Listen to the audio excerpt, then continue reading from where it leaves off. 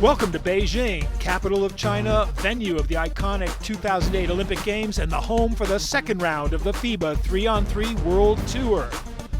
Coming up, we meet slam dunker extraordinaire Mr. Smooth.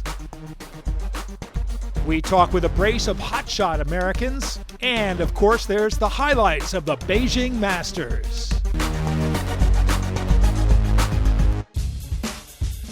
Following a successful outing in the Philippines at the Manila Masters, the FIBA 3-on-3 World Tour moves on to China, to Beijing's High Park, close to the site of the 2008 Beijing Olympic tournament. Part of the legacy of that remains, meaning anyone can practice their basketball skills almost 24 hours a day. For the World Tour, it's a half court, one hoop, two teams, 3 players aside, competing for 10 minutes or to 21 points with a 12-second shot clock. 1 point for a basket, 2 if it's shot from outside the arc. This is basketball the way it's played on the streets and in the parks, embracing the urban culture, mixing high tech with oriental charm.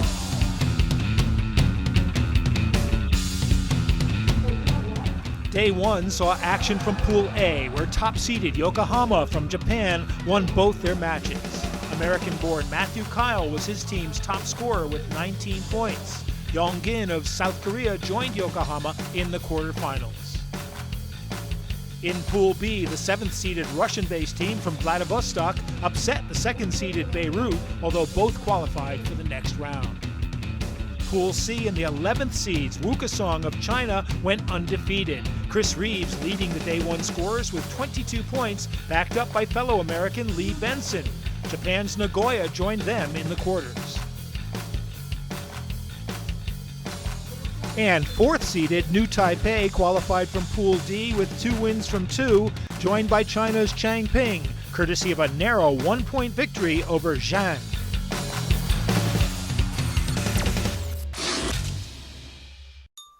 The World Tour is now in its 3rd year, and along with Yokohama's Tomoya Ochiai, history is being made by Kaida Suzuki. They're the first players to feature in all 3 editions of the flagship event.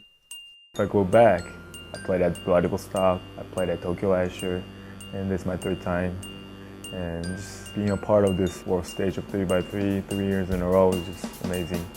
Of course, there's a great incentive for Suzuki as the World Tour final this year is being staged in his country's capital, Tokyo. Everybody from Team Yokohama is motivated. Imagine the finals playing in Tokyo. I mean, you want to be in it, playing from the home crowd, representing your country. It's a dream, so you gotta get that dream come true. And Suzuki is getting used to being easily recognized as he's one of the poster boys of the World Tour. It's an honor to be, in that big poster, posing, but I gotta live up to the, expectations. A lot of countries and players, think about Japanese playing, a good basketball player, so we just gotta keep playing and keep,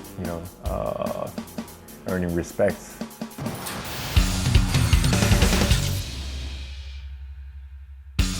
In quarterfinal action, Kaida Suzuki's Team Nagoya took on the Russian-based outfit from Vladivostok. This was initially a tight affair. Then, Daisuke Fukuda opened up with 3 points, closely followed by 2 two-pointers from Nomoto Takeshi, and Nagoya raced across the 21-point threshold with time to spare.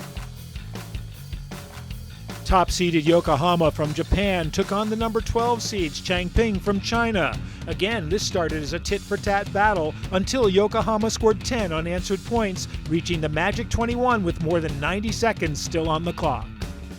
And the win was important for us because we want to have momentum going in the semifinals, but clearly this is the final 8. I mean, it's more physical, they're better players, better teams, so I'm just glad we won.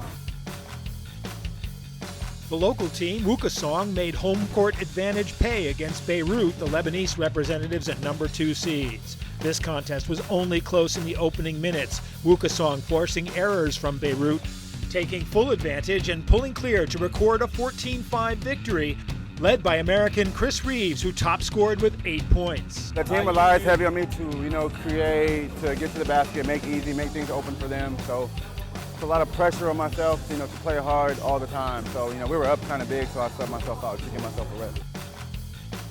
Finally, New Taipei easily disposed of the Korean representatives, Yonggin, who were never really in this contest after a 5-all scoreline. Hangshen Lee roasting the Koreans almost single-handedly, racking up 11 points, including 3 two-pointers.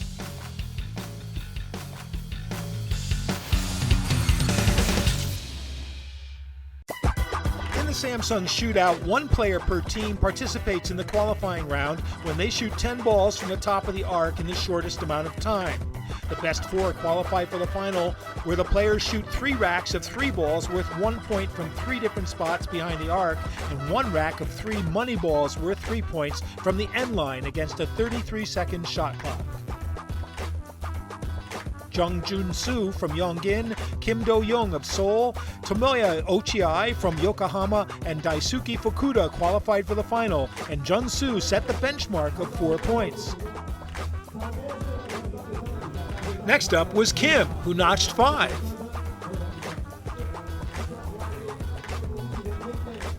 Tomoya Ochiai could only equal the 4 points from Jun-soo, so that left Fukuda the only man who could rob Kim Do-young of the shootout crown. Fukuda managed only 2 points. So Kim Do-young wins the Samsung shootout and receives a sponsor's tablet.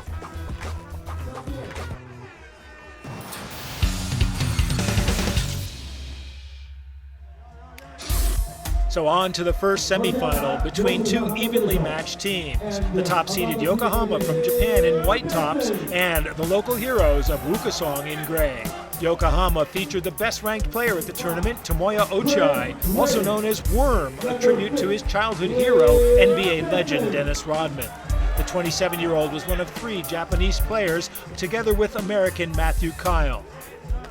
Wukesong's Lee Benson, along with Kyle, the tallest man on show, is joined by fellow American Chris Reeves and 2 Chinese nationals, Zhao Ning and Captain Wang Kong. We join a closely fought game with just over 3 minutes left.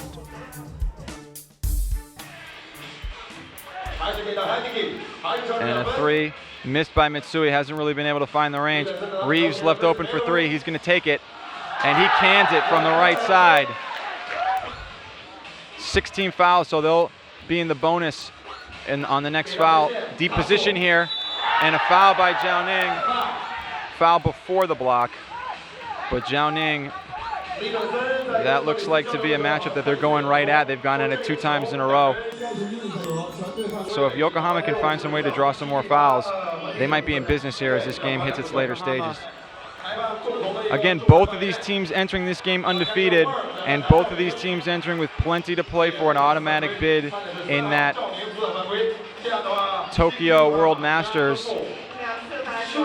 And again, another foul committed by Wukesong. It's penalties from here on out. This is the 9th team foul. The next one will be 2 free throws and the ball.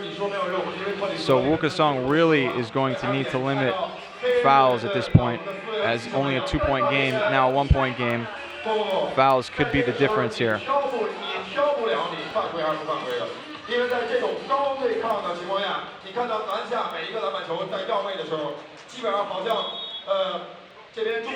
And missed it. We're going to get a lane violation here. Lane violation called. It'll be automatically Wukesong's ball here at the top.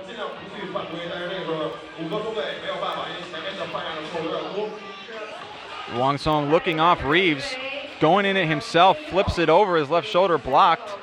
Only 3 on the clock. Reeves has got to take a desperation 3. Can he get it? No, off the front rim, but rebounded by Benson. Reeves hustling to the strong side to get the nice layup. Very active play by Reeves.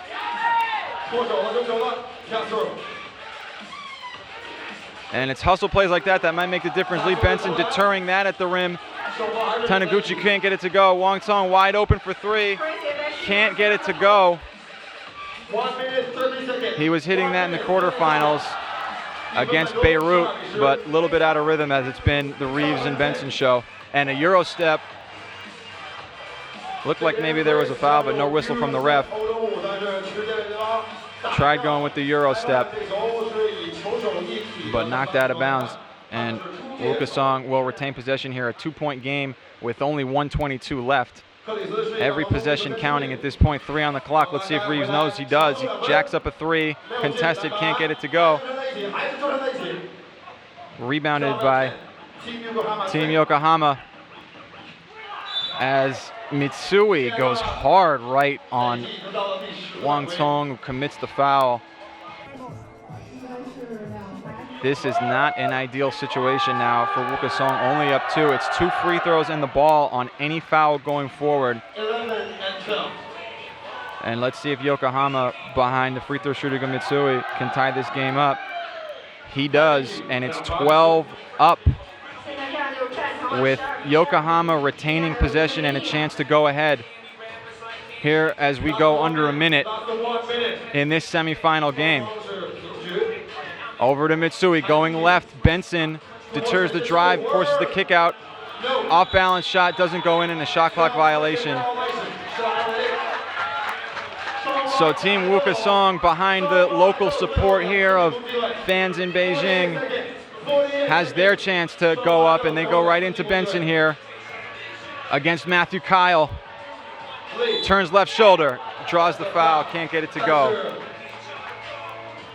But Kyle committing the foul here, and Benson going to the line here with a chance to put Wukasong up. Only 39.9 seconds. And again, if you're just joining us, if we are tied at the end of regulation, this game will go to an overtime. It's the first team to 2 points in overtime. Benson in and out on the free throw, and is that going to come back to haunt them? We'll see. Matched up against Wang Song, going left. Here's Kyle open, missing, grabbing his own rebound, can't get it, but Yokohama getting the ball. Oh, and off the hands of Matthew Kyle. It couldn't been delivered in a better bow than that for Kyle, but can't corral the pass. And with 20 seconds and tied up at 12, Chris Reeves looks like he's going to be the man to try to put this game away here for Team Wukasong. Over to Wang Song, wide open for 3. Can't get it to go. Rebound, 6 seconds left. Reeves trying to draw the foul, can't get it. 2 seconds, Reeves, 1 second. Can he get it off in time? Yes, he does! So the buzzer beater decides the first semifinal. Wukasong upsets the #1 seeds and progresses to the final.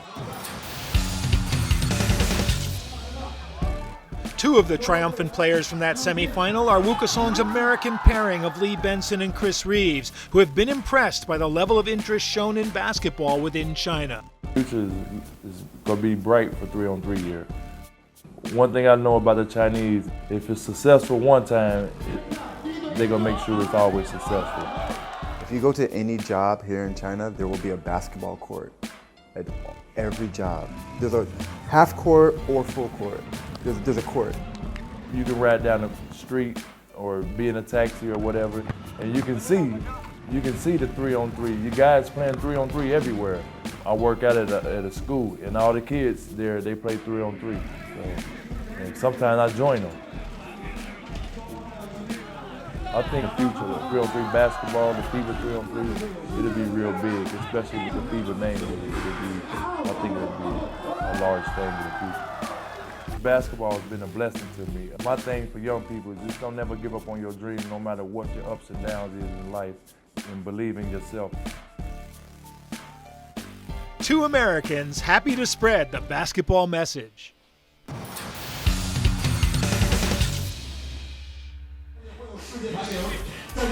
No Americans on show in the second semifinal, which was a matchup of the #3 seeds, Team Nagoya from Japan, against the 4th-ranked team, New Taipei.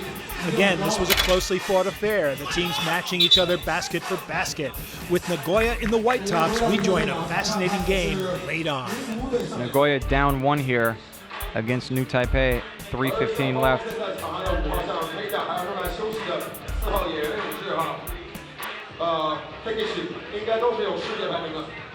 Drive into the defense, wide open here. Let's see if they can it. Yes, they do. Nakayama with the open 3 to get Nagoya the 1-point lead here, 11-10 with 3:03 remaining here in this second leg of the semifinals here at High Park Wukasong Arena in Beijing, China. As FIBA is bringing you live coverage of the FIBA 3-on-3 World Tour Beijing Masters. 11-10, we had a very memorable finish in our first leg between Yokohama And Team Wukesong, are we headed for another one here? Nagoya up 2. Oh, and a little unlucky there as Fukuda for Nagoya, saving it directly into the hands of Team Taipei, who convert for the bucket here to cut the lead to 1.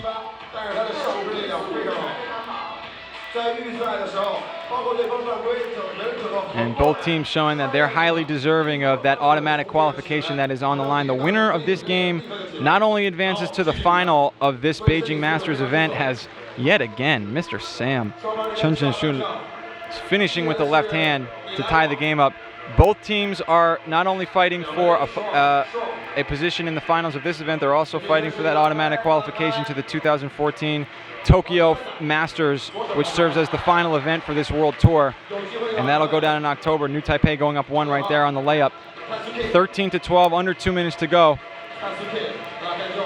Dice K got it to go, but before the foul. 4 team fouls apiece. Nagoya will inbound at the top of the key.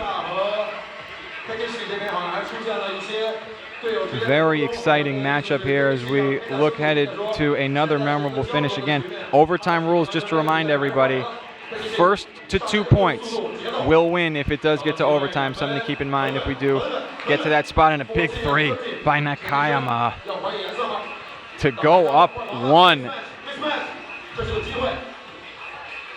Pull up 3 over the outstretched hands of Fukuda. Big 3 right there to go up 1. It's been a seesaw match here these last 3 minutes. Great look, unbelievable shot by Fukuda, and an even better look right there by his teammate Namoto. Team Taipei can't respond, turning the ball over. 16-15 as Nagoya up 1 with 1:10. Nagoya with a chance to extend their lead. Open 3 here. Can't get it to go. Nakayama can't get it to go. Oh, but a big 3 response by number 4, Lee Han-shung, the lefty getting it done. It always looks nice from the lefties. It's going to look even nicer when you go up 1 here with under a minute left. But Takeshi Namoto, who's been heady this entire game with his ability to drive and pass, draws the foul.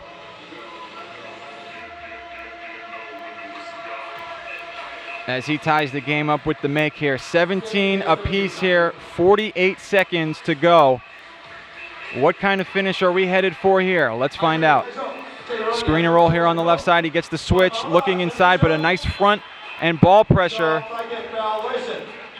off of the switch and forcing the shot clock violation. Very heady defensive effort right there by Nagoya.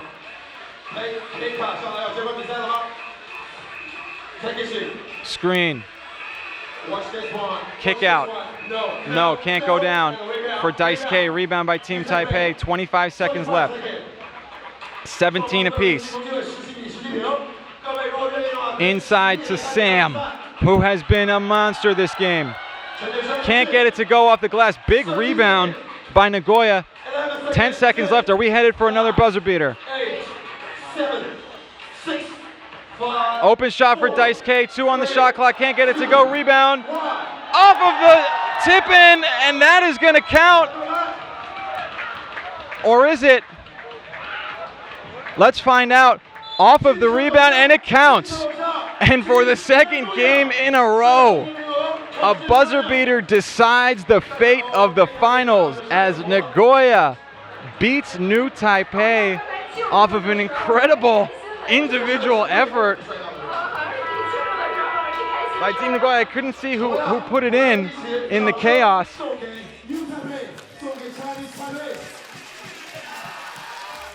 So another buzzer beater sends Team Nagoya through to the Beijing final, where they will compete for a place in the season-ending World Tour final in Tokyo.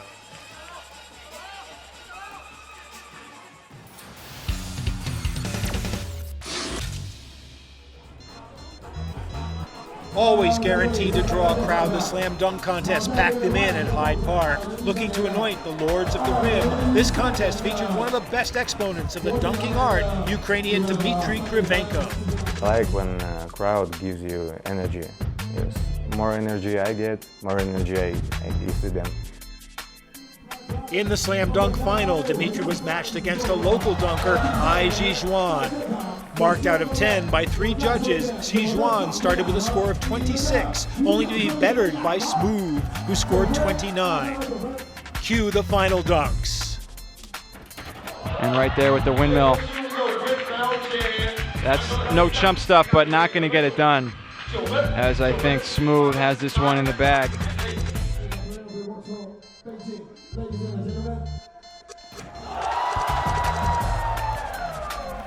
A final dunk maximum, giving Smooth a $2,000 first prize check and a large crowd of newly converted fans.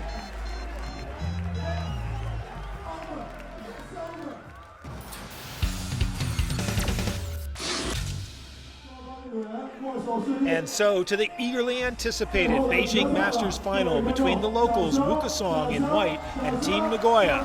We join this one right at the start.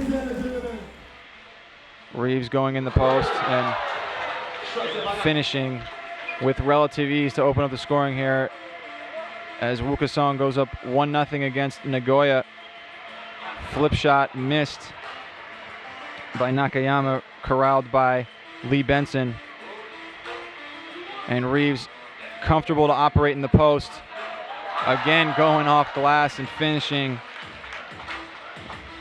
over Suzuki, who's giving up quite a deal of strength in that matchup. Trying to draw the foul, Benson holding his ground nicely. Reeves dancing on him a little bit, feeling the flow with the fadeaway. 3 for 3 to start the game. He was yesterday's top scorer and the MVP of the preliminary rounds before that, looking to add to his trophy title and also looking to add a championship to his already pretty impressive China resume. Wang Song with the ball over to Reeves, feeling it for 3, gets it to go, and Chris Reeves is officially on fire right now, scoring Wukesong's first 5 points. And again, the length of Benson deterring anything. That was a little bit of a heat check right there by Reeves, who again has scored the first 5 points here for Wukesong as they lead 5-0. Wang Song losing his balance, but still finding a way to get it up on the glass and in. Nagoya down 6-0 to start the proceedings here. Team Wukesong absolutely on a mission to lock this one up. Daisuke Fukuda can't finish over the much taller Benson as they're looking to exploit this Reeves matchup here on offense, and gets it to go and one. Tough hoop and the harm by Reeves again. Choosing to operate with his back to the basket for the majority of this one. Missing the free throw, but a rebound by Wang Song. Looking for daylight, can't get it out over to Reeves, who is en fuego at the moment. So a tremendous display from American Chris Reeves, scoring 8 of his team's 9-0 lead with less than 3 minutes played. It was clear that Team Nagoya were being totally outclassed almost single-handedly. It was simply a matter of whether Wukesong could make the magic 21-point barrier before time ran out.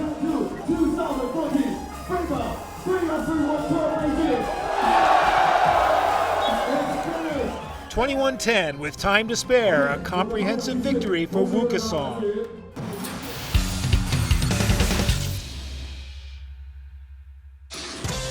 At 5, the big block off the glass by Chungshuan Chen of New Taipei in their quarterfinal.